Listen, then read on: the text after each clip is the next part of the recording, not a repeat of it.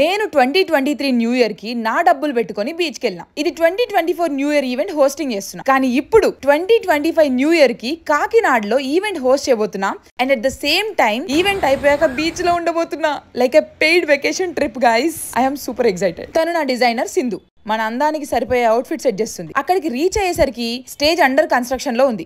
మధ్యాహ్నానికి దుంపుడు గొర్రె బిర్యానీ తిని we got ready for the event. Kakinada sweet కంటే స్వీట్ గా ఉంటారంట కదా కాకినాడ పీపుల్ అని ఒక డైలాగ్ వేసి అందరినీ ఫ్లాట్ చేసిన. హిహి. కాకినాడలో ఎవరిని పట్టుకున్నా డెప్యూటీ సీఎం గారు తాలూకా అంటున్నారు. అక్కడ చాలా మంది నాతో ఫొటోస్ దిగారు, కాంప్లిమెంట్స్ ఇచ్చారు. ఈవెంట్ ఆర్గనైజర్ కూడా కాల్ చేసి మీరు దుమ్ము రేపారండి, you are the best thing happen to the event అన్నారు.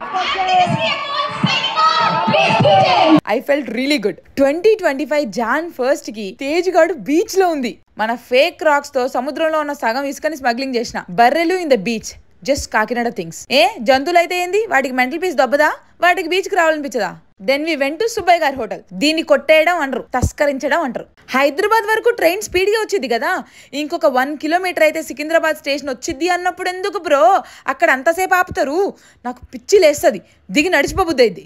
Anyway we reached home. Kakinada వెళ్ళి కాజా తినకుండా వెళ్తావా అని నా ఫ్రెండ్ కాకినాడ ఫేమస్ గొట్టం కాజాలు, పూతరేకులు ఇంకా చాలా స్వీట్స్ ఇచ్చి పంపాడు. నిజంగానే కాకినాడ కాజాల కంటే కాకినాడ పీపుల్ వెరీ స్వీట్ అబ్బా. ఓకే టాటా.